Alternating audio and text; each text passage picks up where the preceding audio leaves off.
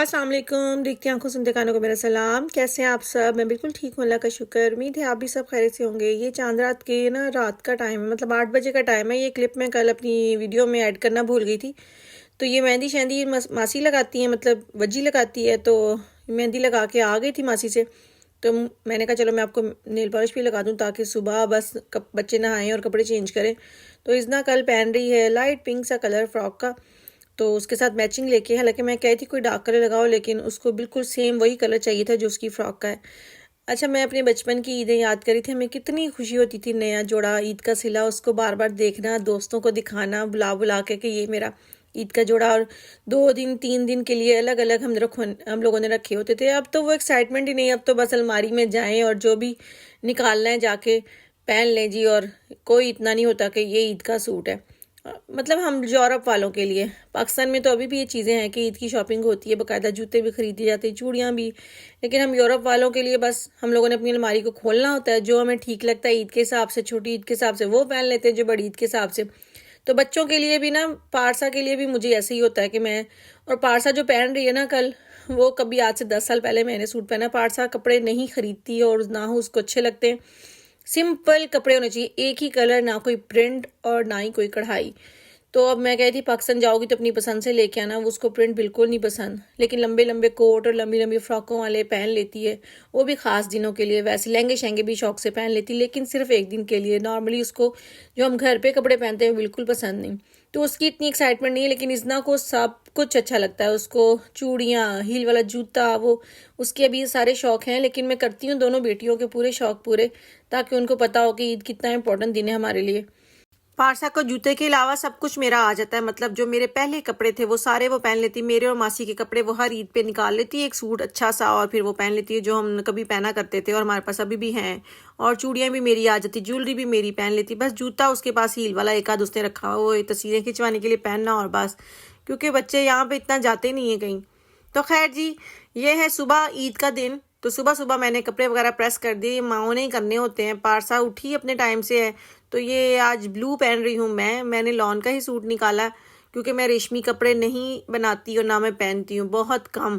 और ये इजना की फ्रॉक लाइट से पिंक कलर की, और ये कोट वाला सूट जो है ना, ये पारसा का था, वो रेडी हो रही थी अब। तो अब इजना के रह गए हैं जी बाल सेट करने वाले। तो वो उसको ना ईद पे होता है कि मेरे बाल जो है ना वो कर्ली करें। हालांकि उसके बाल पहले ही कर लिए, लेकिन मुझे और कर्ल चाहिए ना। वो उसको ये होता है मैं बस बाल स्ट्रेट नहीं, मेरे कर्ली होने चाहिए। तो मैं, इसके बाल भी इतने ज्यादा हैवी नहीं है, हो भी जल्दी जाते हैं, तो मैं बस उसी के बाल माशाल्लाह से 2 बेटियां हैं मेरी, और दोनों की पसंद बहुत डिफरेंट है। अब जैसे पारसा के बाल स्ट्रेट हैं, उसको और स्ट्रेट करने होते हैं, वो फिर भी उनको स्ट्रेट करती है। और इसके बाल कर्ली, इसको और कर्ली चाहिए। और मेरे बाल भी मतलब बहुत ज्यादा कर्ल नहीं, जैसे इजना के कर्ल है ऐसे ही मेरे बालों में कर्ल है। तो मैं कर्ल भी कर लेती हूँ, स्ट्रेट भी कर लेती हूँ। इजना की आदत मेरी जैसी है, उसको पूरा तैयार होना है, पूरा मेकअप करना है, ज्वेलरी भी पहननी है, हर चीज करनी है। पारसा का भी है, लेकिन पारसा अपने स्टाइल से तैयार होती है, उसको ज्वेलरी वगैरह बहुत कह कू के पहनानी पड़ती है। मैंने अब उसके लिए चूड़ियाँ भी निकाली, इयरिंग्स भी निकाले, तो वो आज के दिन पहन लेगी। नॉर्मली वो बिल्कुल भी ज्वेलरी वगैरह इस्तेमाल नहीं करती, लेकिन इजना को अच्छा लगता है मेकअप करना। वो कही थी मामा मैंने 3 दिन जो है ना वो तैयार होना है, 3 दिन मैंने कपड़े पहनने। मैंने कहा ठीक, और आपने भी मेरे साथ तैयार होना है। मैंने कहा ठीक है, जैसे आप बोलो। तो वो पहले से प्लान करके बैठी थी, कल मैं क्या पहनूंगी, परसों मैं क्या पहनूंगी। तो एक दफ़ा मुझे लगता है कि इनको ना पाकिस्तान की ईद दिखानी पड़ेगी। इनको एक बार ईद ऐसी ही हमारा मौका मिले, हमें छुट्टियां मिले, तो हम ईद जो है ना पाकिस्तान में करें, ताकि बच्चों को पता चले वाकई ईद क्या होती है। यहाँ पे कोई ईद नहीं, त्याशर हो के आप नमाज पढ़ने चले जाएं, और वहीं पे कभी कभार खाना होता है, कभी कभार जो है वो हम रेस्टोरेंट में खा लेते हैं। और फिर अक्सर नहीं, तो अगर हम नमाज पढ़ने नहीं जा सके तो फिर घर पे ही खाना बनता है। बस बच्चे तैयार होते हैं और तस्वीरें वगैरह खींचती हैं और खाना खाया जाता है इकट्ठा बस। और ये हमारी यूरोप वालों की ईद है कि अगर मियाँ की छुट्टी है तो फिर कोई ग्रिल का प्रोग्राम कर लेंगे। और आज जैसे मौसम बहुत ख़राब है तो ग्रिल भी नहीं हो सकेगी, लेकिन बस खाना खाया, तस्वीरें खींची और बस घर वालों से फ़ोन पे बातें की। ये हर घर की कहानी तो खैर जी, बच्चों को रेडी शेडी करके मैंने भिजवा दिया था कि आप लोग गार्डन में जाके तस्वीरें खिंचवाएं। वज्जी भी ऊपर से तैयार होकर आ गई थी, बच्चे भी उसके रेडी थे। मैंने कहा चलो आप एक दूसरे की तस्वीरें खींचो, साथ सारे बच्चों की एक साथ तस्वीरें खींच लो, मैं तब तक बनाती हूँ खाना। मुझे ना खाने की स्मेल कपड़ों से है, पता नहीं मुझे क्या होता है। तो मैंने कहा मैं पहले खाने से फारिग हो जाऊँ, वो बना लूँ, फिर मैं रेडी होंगी, फिर खाना खाएंगे। तो बच्चों का फोटोशूट चल रहा है यहाँ पे, और मैं किचन में बिजी थी। मैं बस थोड़ी देर के लिए आई थी ताकि उनको बता दूं कि किस किस ने तस्वीरें कैसे कैसे खिंचवानी है। तो आहिल और इज़ना तो तस्वीरें खिंचवा लेते हैं, पारसा को बहुत मसला है तस्वीरें खिंचवाने से भी। तो खैर उसको मैंने बाद में बुलाया कि आके मेरे साथ थोड़ी सी हेल्प करवा दो, कोई चटनी चुटनी बनाओ, सलाद इनके बाबा ले आएंगे पिज़्ज़े से, तो मैं बना रही हूँ बिरयानी। हमने कोई बकरा शकरा नहीं बनाया क्योंकि मैं बकरा नहीं खाती और मियाँ जी ने फिर काम पे चले जाना है, उनको छुट्टी नहीं है। तो कहते जिस दिन मैं घर होऊंगा फिर ग्रिल करेंगे और फिर उस दिन जो है वो बकरा भी बनेगा और सब कुछ। तो रिजवान सैलेड ले आए थे वहां से पिज़्ज़े से, तो बस अब उसमें मसाले मसूले जाने थे, मतलब ऑयल और सिरका और लीमू इस तरह की चीज़ें। और मेरा भी तकरीबन खाना रेडी होने वाला था, मैंने अब लगाना था दम, फिर इसको बिरयानी को दम पे लगा के फिर मैं होंगी रेडी। तो जैसे जैसे जो जो चीज़ रेडी होती जा रही थी वो टेबल पे जाती जा रही थी। पार्सल ने टेबल लगा दिया था और मैंने मियाँ से कहा कि मियाँ जी आप भी रेडी हो जाएं, तब तक दम भी हो जाएगा, मैं भी रेडी हो जाती है, हम लोग 2-3 फ़ोटो खिंचवा लेते हैं बच्चों के साथ, फिर खाना खाएंगे। क्योंकि मेरे मियाँ को भी बहुत बुरा लगता है फ़ोटो खिंचवाना, उनको भी बहुत मजबूरी होती है। लेकिन मसला ये कि पाकिस्तान में सब पूछते हैं, कोई रेडी नहीं हुए, तस्वीरें नहीं पहुँची, हर एक ने पूछना होता है, कज़नों ने, पापा ने, भाइयों ने, सब ने, भाभीियों ने, सब ने, आप लोग की फ़ोटो नहीं आई, आप लोग की फ़ोटो नहीं आई। तो इसलिए मजबूरी में ना भी तस्वीरें खिंचवानी हो, तैयार होना हो ना, तो हम लोग ना फिर भी खिंचवानी पड़ती है। और सुबह से उनका इतनी बार फ़ोन आ चुका है और अभी 1 बज गया था और मैं रेडी नहीं हुई थी और वो मुझे बार बार कॉल कर रहे थे और मैं वीडियो ऑन ही नहीं कर रही थी। मैंने कहा जब तक मैं तैयार नहीं होंगी मैं आप लोगों की वीडियो वाली कॉल नहीं लूँगी। बाकी सबसे बात हो गई थी, कहते इसकी तैयारी नहीं हो रही, बच्चे नहीं तैयार हुए, बच्चों से बात करवा दी। मैंने कहा मैं तो तभी कॉल उठाऊँगी वीडियो वाली जब तक मैं खुद रेडी नहीं हो जाती। तो आप लोगों में से किस किस के मियाँ हैं जो जिनको फोटो खिंचवाने का कोई शौक नहीं है? हमारे तो पूरे खानदान में जब तक फोटो ना खींचे हम लोग तो सुबह से तस्वीरें आना शुरू हो जाती हैं। पापा की सबसे पहले आएगी, फिर बच्चों की आना शुरू हो जाएगी, फिर भाई की, भाभीियों की, सब ने बारी बारी भिजवानी। और जिसकी नहीं आती फिर उसको मैसेज आता है कि आप लोगों की तस्वीरें नहीं मिली अभी तक। और खुद हम लोगों ने शाम को जब सारे कामों से फारिग हो जाना है फिर देखनी है जी किस किस को भिजवानी है, फिर उनको भिजवा के और फिर हमारी ईद इस तरह से मुकम्मल होती है।